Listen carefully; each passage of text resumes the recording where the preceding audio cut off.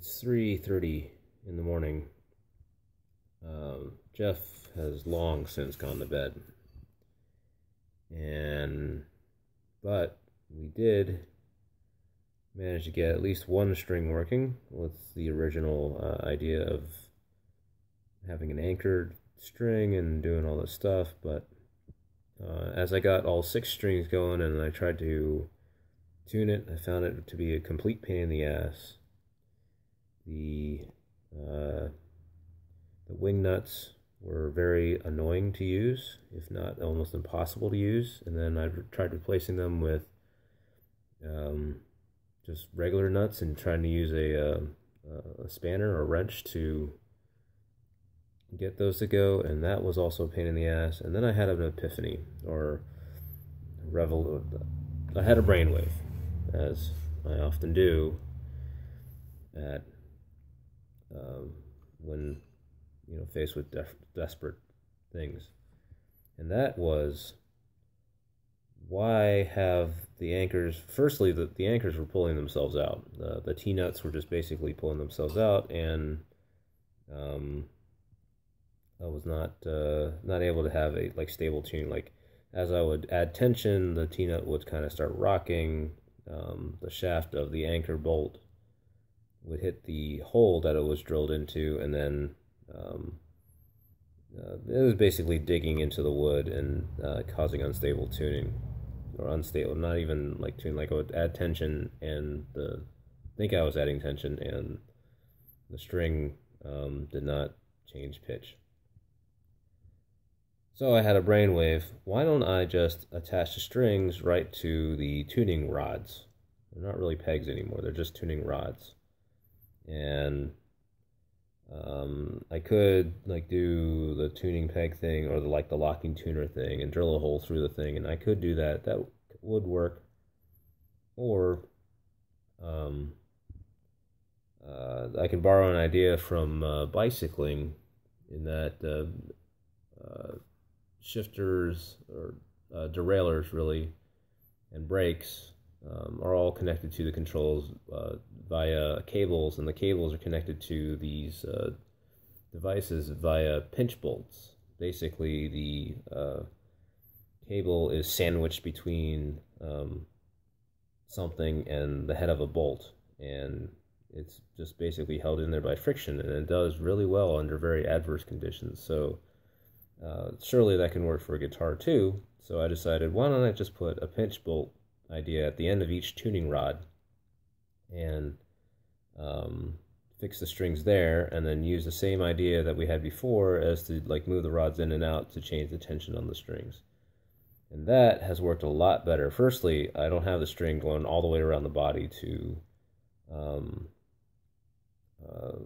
an anchor, so that basically means I can get to the tuning nut on each rod, so that's good. Secondly, it's a lot simpler. I don't have to deal with the anchors adding weight.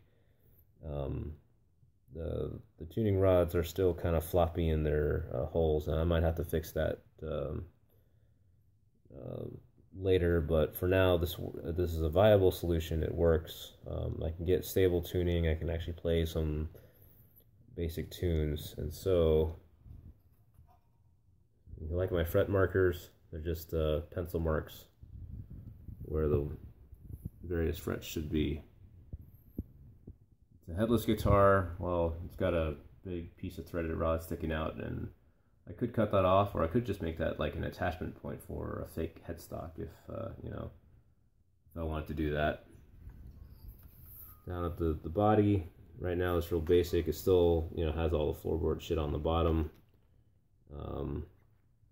The bridge block is our original idea. The bridge itself is just a bolt with a nut on the end, so to keep the other end up.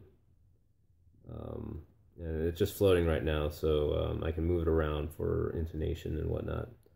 Although right here, as it is right here, is pretty good. To get the strings to come around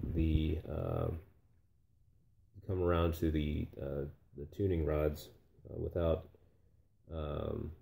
digging into the wood, I have a piece of copper pipe or like half of a piece of copper pipe. And then the tuning rods themselves, pretty simple. I don't know if this camera's focusing on it, but it's a nut at the end of, near the head of the bolt. That's the pinch part. The nut is basically tightened down into the head of the bolt, or the head of the bolt's tightened down into the nut with the string sandwiched in between. And then at the base of each tuning rod, into each hole is another nut and a washer. And I have to use a tool to tighten each nut, but that's not too much of an issue now. Before, I would have strings coming all the way over the head of each nut, or over the head of each rod, into an anchor on the bottom here, and that was just too much of a pain in the ass. So I changed that up. Still have a bit of threaded rod sticking out the bottom. I could use that also as an attachment point for if I wanted to make the body actually look like the common concept of a guitar. But for now, this thing is actually playable. If I can get this on camera, and if you guys can hear it, you guys, you YouTube people, oops. And please enjoy the view of my crotch. Anyways.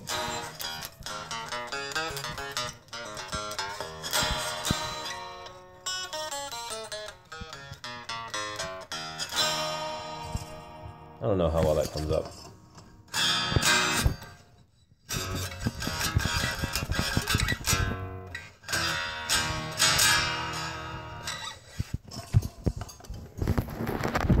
So that's about it. I need to figure out how to. I did there will be video of. I did check to see that using transformers and magnets would work, and it does work. I need to figure out how to attach them to the body such that it still looks as janky as this, but you can actually hear shit. I might attach something above the fretboard, because the magnetic field works just as well above as it does below. So that might be good, maybe. Actually, I'll probably end up doing that because I think that'll work really well and look pretty MacGyverish too. So yeah, it's probably, I've been rambling on for about almost 8 minutes now. It's almost about 3:45 in the morning. So I'm gonna do some minimal cleanup here and maybe just crash on Jeff's couch and then go home and go to work in the morning. Well, later in the morning. All right. Good night.